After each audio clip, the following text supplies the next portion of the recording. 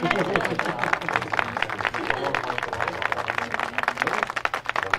everybody. Hello. Hi, Jake. I'm Jake Overs from Oconomowoc, Wisconsin, and probably 90% of my business is shipping partials as opposed to LTL.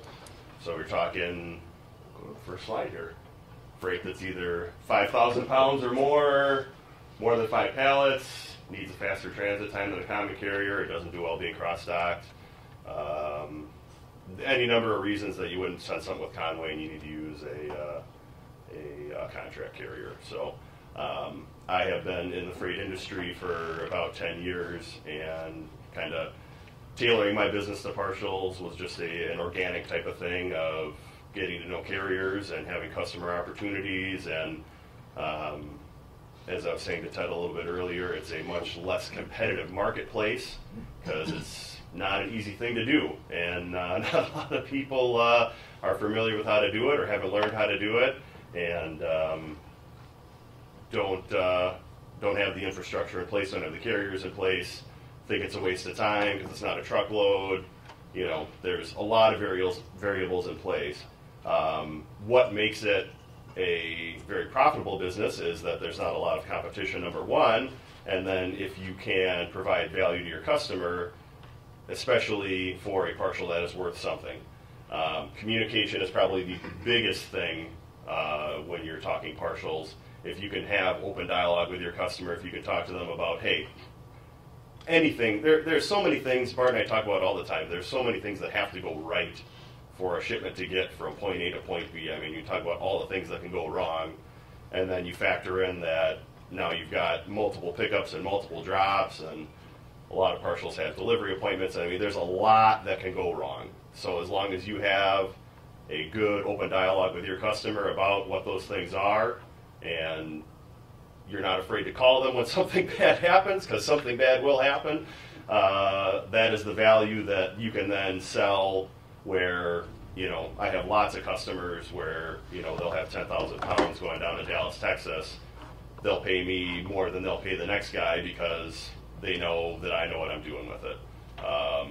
It only takes getting burned a couple times from the customer side of it for them to, you know, want to change carriers, and then the same thing as a broker. It's all about carrier relationship. It only takes getting burned a couple times to realize, you know, hey, price might be great, but if the service isn't there, service isn't there. So I pretty much just covered that whole slide right there. Based out of Wisconsin, I have carrier relationships mainly with Wisconsin, Illinois carriers, focusing on outbound lanes, depending on what's going on, day of the week, things like that. It's very similar to truckload in that you get to learn what carriers are doing what days they're doing it, what their delivery schedules are, knowing that for some of them, what they're doing one week won't mirror what they're doing the next. And then when I have a customer where they'll want to ship something to somewhere where I don't have a guy that I already know that I can call and get it done with right away, whether that's because it's a new area that I don't do a lot of business to, or transit times don't match up, or things of that nature, here's where I go with it. I post up a lot of freight just to use that as a carrier resource. The best way to talk to carriers is to find carriers that match your freight. The best way to develop those relationships is having that freight out there, in my opinion. I have gained a lot of great carrier relationships just by having something posted, and they call, and then just like you would for a truckload, you've got a load from, you know, Chicago to Dallas, that's a truckload. You're asking that carrier, well, how often are you in Chicago, so I know when to call you for the next time, or please call me. Same thing with partials. If I've got a partial in Chicago going to Dallas, I can ask this new carrier, you guys go down there often. Sometimes you'll get guys that are picking up a truckload, and they've got, you know, they took a truckload truckload rate from another broker, and it's only 16 skids, and they didn't seal it. And so now he's like, hey, you know, he's trying to maximize his truck. He'll give me a rate to do it. Those guys are great for your one-time shot guys, but as you would with truckload, I try to focus on building relationships with carriers that I can use again and again and again. The biggest thing that will put you ahead of anybody else doing this is if you can talk to a customer that has 5 skids going to Dallas and you already know what you can move it for because you have a carrier relationship and you can be on the phone with them when they call you and ask you for the rate or when they email you. It doesn't take you any time. You can go straight back to them. That lends a lot of credibility, and it all starts with getting the relationships with your carriers.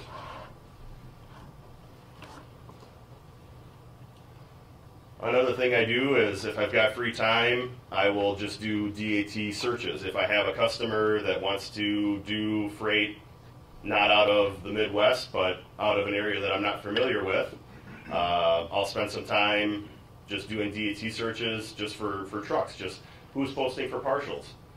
Where do they go? What do they do? I mean, you never know. You talk to a carrier that, is posted up, and I may not have anything for them or whatever, but you get to know them, and then that'll pay off for you a week, a month, however long down the road. But you got to get to know them, and it's the same. Generally speaking, the same vetting process as it is for a truckload carrier. You're looking to see, what's their capacity, what are they running, how many trucks, trailers, dry, refrigerated, that type of stuff. Where are they headed? When do they head there? And that's all information that you can then use to turn around and sell back to customers that you have or ones that you're trying to get. Especially for LTL, if you have relationships with carriers or if you can get to know carriers. I spent a lot of time to kind of ask me, how did I end up with so much LTL freight? Well, it started with opportunities from customers, but once you get to know carriers, knowing that it's not as much of a competitive marketplace as a truckload would be, you turn around and I'm asking for that straight out of the gate. It's existing customers, but more so, if I'm selling something and they may take my phone call and like all we do is LTL. Fantastic. That's just what I'm looking for. That's a great way to set yourself apart from any of the sales calls that they get on a day-to-day basis. How can we, as agents, as salespeople, set ourselves apart from every other call that they've gotten that day, week, whatever it is? Well, if you are saying to them, hey, I do LTL, I've got carriers that can do this day, these days, whatever the case may be, well, that's something that not a lot of other people focus on and do. There you go. Inbound and outbound for LTL is a lot similar as it is for truckload. Rates are going to cost you more to go outbound out of Chicago to the East Coast than it is going to be from the East Coast back to Chicago.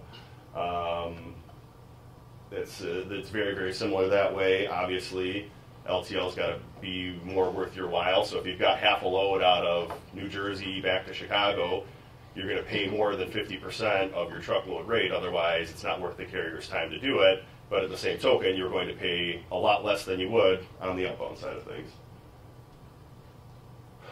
So here's an example. So I've got a customer with 12 pallets in Massachusetts looking to get back to Wisconsin. I'm paying $1,500 to $1,700 to get them to Massachusetts. Guys are taking truckloads back for $1,000 to $1,100. So as I was just saying, you're not going to pay exactly half of the rate, but you're going to pay an inbound rate even though it is a partial. The same rules apply, generally speaking. A lot of times what you'll get is a guy that's looking for a truckload, can't find one, will take your freight for $700, $800, whatever the case may be, try to put something else with it, but at least they're not deadheading down to Pennsylvania, wherever it is, to get back home. As long as you are communicating with them, here's the expectation. You need to pick it up on Friday, and it needs to be there by Tuesday. That gives them the rest of Friday, somewhere in between on Monday, if they would so choose, to try to put something else with it. But you've still given your customer a better option than finding an outbound Massachusetts-based carrier that will charge you not outbound rates, but less than a backhaul rate from somebody coming from Chicago, looking to get back to Chicago as a backhaul. Another thing that you can do that, again, not a lot of other people will do because it is labor intensive, is if you have something that is moving through an area that you have a relationship with a carrier on, generally speaking, LTL carriers have docks. Not every one, but a majority of them do. That's just the best way, similar to a common carrier, for them to make the most out of their money, is to not have to load to ride, but to pick it up and cross-dock at one time and then load it out for delivery. So if you have something that, in this example from New York to California, I work with a company called Go-To Logistics out of Chicago. I know what it costs to get it from Chicago to Sacramento, so then I just need to work in the cost of getting it from New York back to their dock in Melrose Park, Illinois. So now I've established what my cost is going to be for a carrier, so I'm going to book a carrier to pick it up from Victor, New York, bring it back to Melrose Park, Illinois, deliver it to my carrier's dock, and then that's saving costs for the carrier to have to go pick it up. Go-To Logistics is happy because the freight's showing up at their door, and then that gives me a cost to take back to my customer and say, hey, this is how I can get it done. It'll take me 2 days to get it back to Chicago, and then I've got a carrier that'll take it, 3-4 days, whatever the case may be, out to California. Great option. So once you've established that rate, then you can take that back and say, well, that's my worst case scenario. I can now post this bad boy out there, search for trucks that'll take it straight from New York to California, try to find somebody that'll match it up that will be at least, that rate or lower. And if it doesn't work out, I've got a great backup plan. Again, it's an opportunity to service the customer that I wouldn't have had I not, used some creativity, knowing what the carrier from Chicago Go-To likes to do, putting all the pieces into play with an inbound turning into an outbound, all that stuff. When I type uploads in LDI freight, very similar to a truckload, but I just use the notes section a lot. Even if it's a carrier that I'm full, Go-To Logistics that I deal with on a daily basis out of Chicago, for example. I have a relationship with them where a lot of the freight that I use them for requires a delivery appointment. I will put all the information on there. I'll give them the must deliver by due date to the customer, give them the PO numbers, all that stuff, and I've worked with them for a long time. I trust them that they'll make the delivery appointment, and they'll call me if it doesn't match up or if they get an appointment after the date. Something goes wrong, whatever the case may be. That being said, I still put on there must deliver by, January 20th on every single one, whether I've worked with them once or worked with them, 1,000 times. You want to have that in writing, especially for LTL, so that they can't plead ignorance of, well, I had it out there for delivery on the 20th, but they gave me an appointment on the 23rd, and I thought that'd be fine, Well, no. I've laid it out there as simple as possible. We talked about it over the phone. You've got it in writing, I've got it in writing, and your signed copy back to me that you were going to have it there by this day. It's that type of quality control that will let you build the value with your customer, because you're not going to just book it and forget it. You're going to CYA as much as possible with the details, and that will pay off for you in the long run. Thank you. Q&A, kind of just zip through things pretty fast. Anything that popped up? Go ahead. Jake, how do you specifically find LTL and partial customers? The same way. Do you go in, hey, do you do LTL? I would assume that would be That's a great way to go about it, but at the same time, kind of like we've covered in previous ones. When I'm calling somebody, I try to have a reason to be calling them. I'm always working an angle, whether real or imaginary, that I'm calling them, again, to set myself apart. As we get talking, a lot of customers will say that as a blow-off to brokers, oh, we only do LTL, because a lot of people don't want to hear it. So no, am I specifically calling people and asking them only for LTL? No, because I do truckload business as well. And, hey, money is money in whatever shape and form. But it's a great door opener. It's a great way to have a conversation with somebody that you might not have a conversation with already. Or a great way to keep the door open. Indeed. And the great thing about LTL is the last new customer that I got earlier this month was moving 20,000 pounds of frozen broccoli from McAllen, Texas, up to middle of nowhere, Oregon, Weston, Oregon. How much? Eastern? Weston. It was in the eastern side of the state. Just a total random thing. And so I said, boy, not something that I have done previously, but let me work on it for you. And this was New Year's week. And I posted it out there for 3 days, checked in with her every day. Hey, are you still working on this? I checked with FFE, who is a Frozen Food Express, I think is what that's short for. That's our pretty much go-to, don't use them unless you have to, but they're out there type of deal.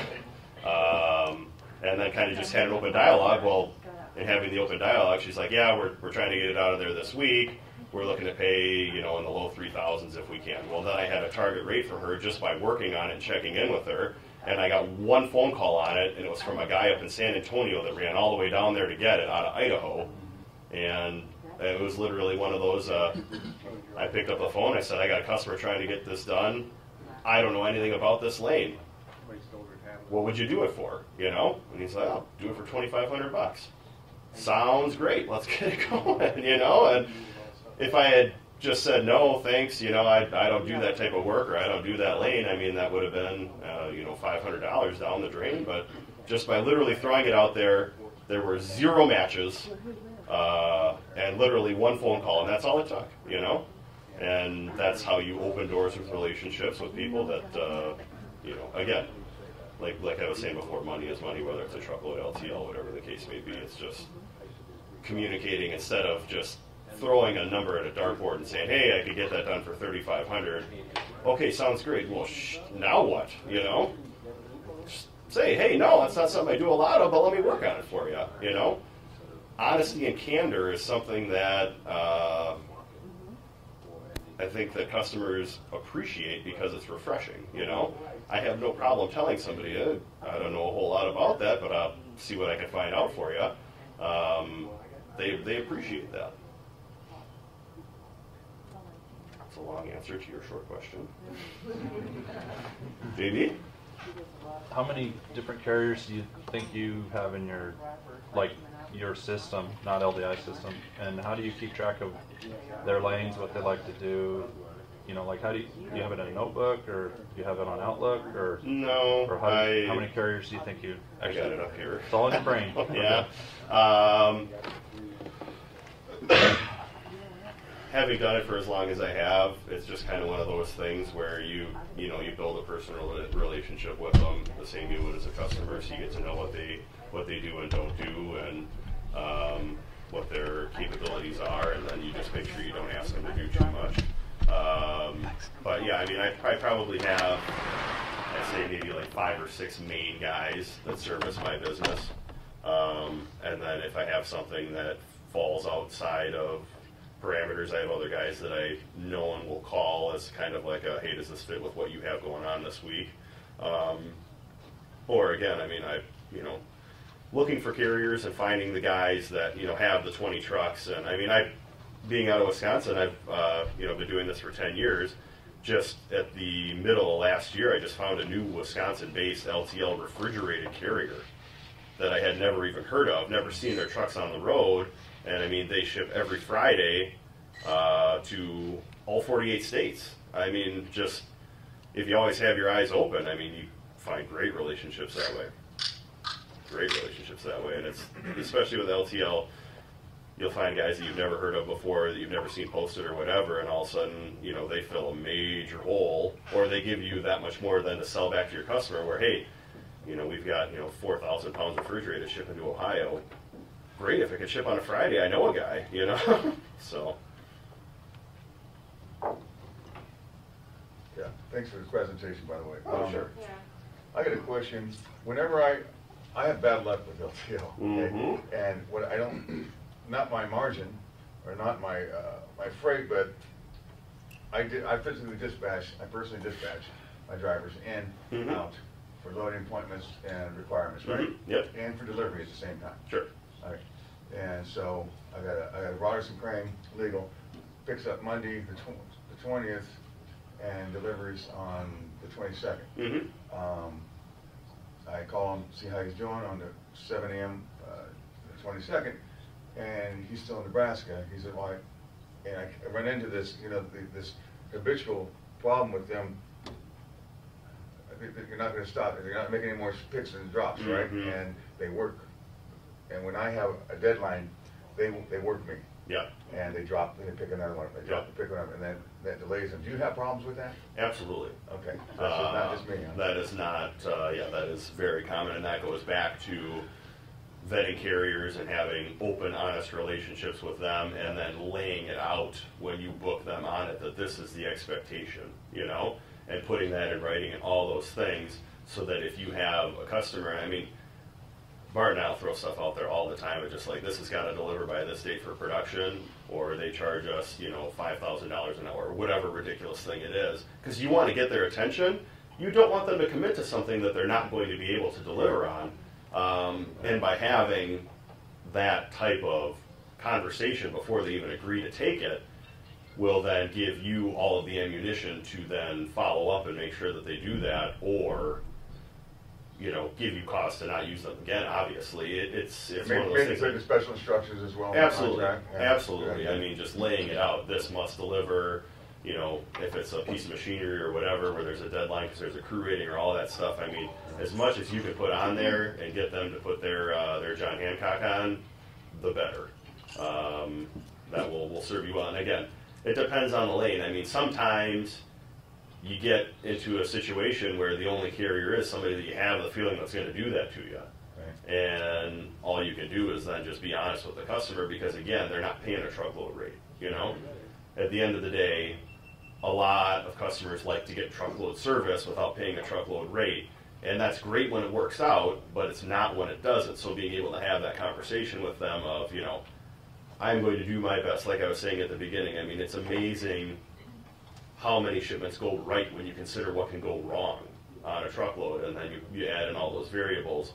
If you can have a open, honest conversation with your customer, and again, I mean, give them updates throughout it. I mean, better to know on Tuesday that he's still, you know, somewhere else than he's supposed to be, if you're getting that feeling from the carrier, than wait till Wednesday morning. I mean, bad news is bad news no matter when you have to break it, but, you know, the sooner the better. But, yeah, I mean, and if it's a lane where he was your only option, you're like, hey, I got this one guy, he tells me he can get it there, you know, I'm gonna, you know, if you want to roll with it, we can roll with it. If you want to keep me looking, you know, we can keep looking. When you can have that open dialogue with them, just like you would for a truckload or whatever the case may be, that'll serve you in the long run when you're trying to, you know, build that value and get them to pay you more than they pay somebody else. Thank you. Yep. Anybody else? I got one more. All right, fire away. Hey, I'm up here. One question. Okay, I'm basically a full truckload, except when I get a request. What is, you said most of it is LTL, but you do sometimes you do full load rates, right? Truck loads.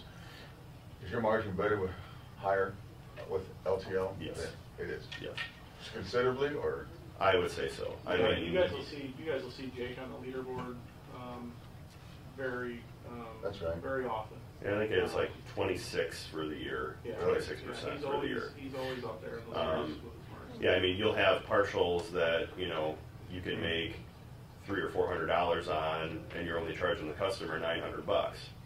But you're still a better option than truckload, and you've proven your value with the service, and they're comfortable that you're going to get the job done, or if you're not, you're at least going to call them and tell them something's wrong. You're not just going to let it deliver the day after it's supposed to and hope nobody notices, you know, because you'll get a lot of that too from carriers. So, yeah, I mean, it's really, LTL is really, or partials, is really a spot where you can build value as a salesman.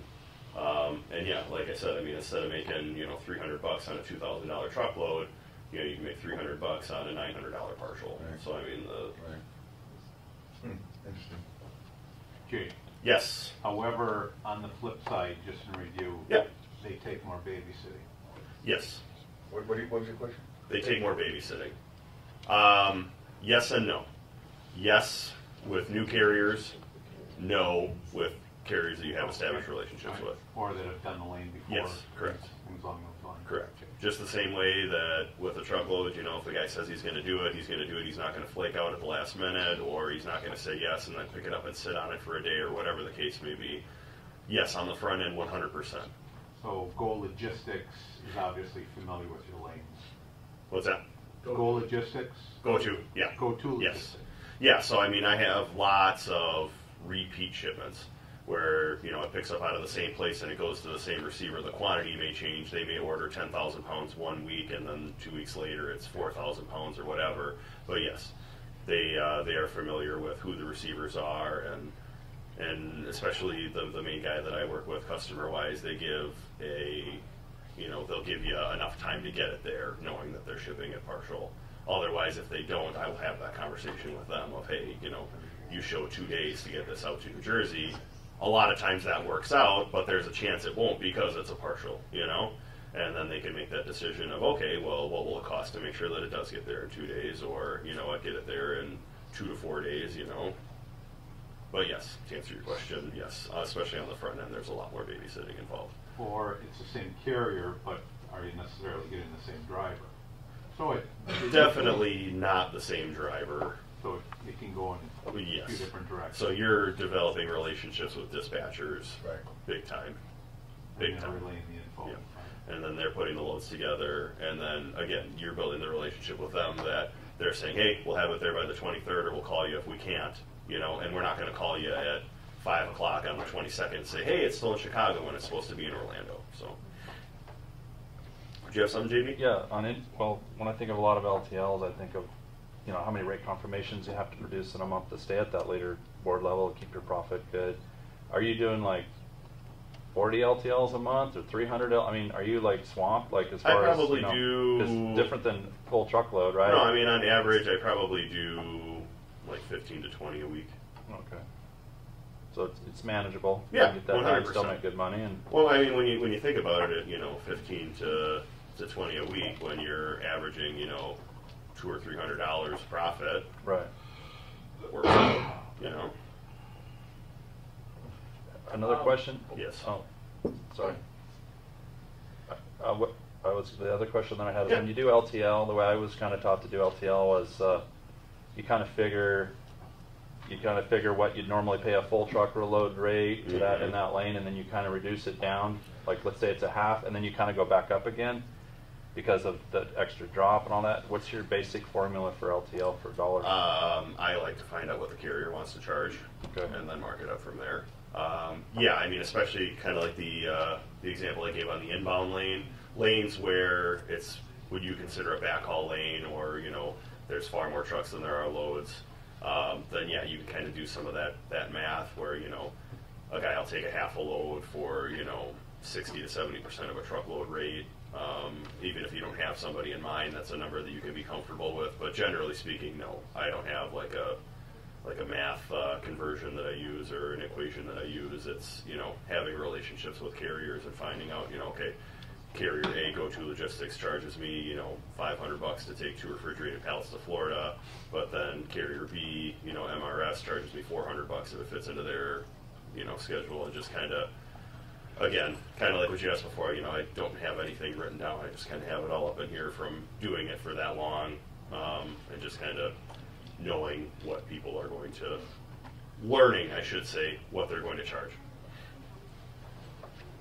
Touch base quick, you know, real short, you know, how well that relationship with GoTo has been able to get you more money because of some of those situations where you can ask them for favors. Sure. You know, those. You know, So yeah, I mean, when you're talking about, you know, one carrier that you give, you know, depending on a lot of variables, let's say you give them, you know, 10 or 15 loads a week or whatever,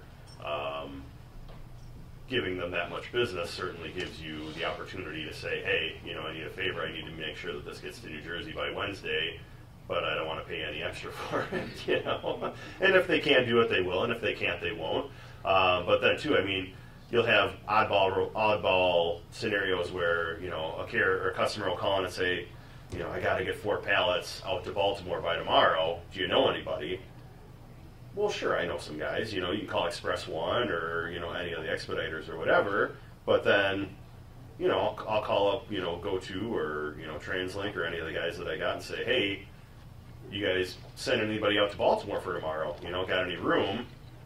You know, sure. they'll charge you extra for it because it's next day service, but it's still a heck of a lot cheaper than expediting it. So just by, you know, having the relationship and, you know, knowing what they do, but then just calling and asking, you know, say, hey, you guys send anything out tonight, you know, or whatever the case may be, or what do you need? And yeah, that's the relationship type of stuff that Mike was touching on, that you can get to know them and use that to your advantage. Good answer, buddy. Thanks. Did well. One last question. Sure. Seeing that you're dealing with a lot of Chicago carriers, Yep. Jake, Mm-hmm. do you speak Russian? No, I don't. No, I don't. But yes, you need to learn. I have certainly learned in the last 10 years to be able to speak broken English. Can you put any more on the rate? Can you put any more money on that? Can you put more money on that? Yeah, exactly. How much you pay? How much you pay? Yes.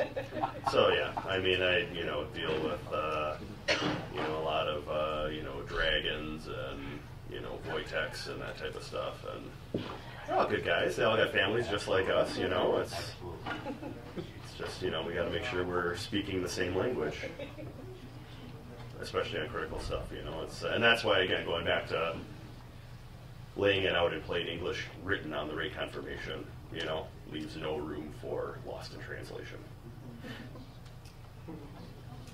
Good job, bud.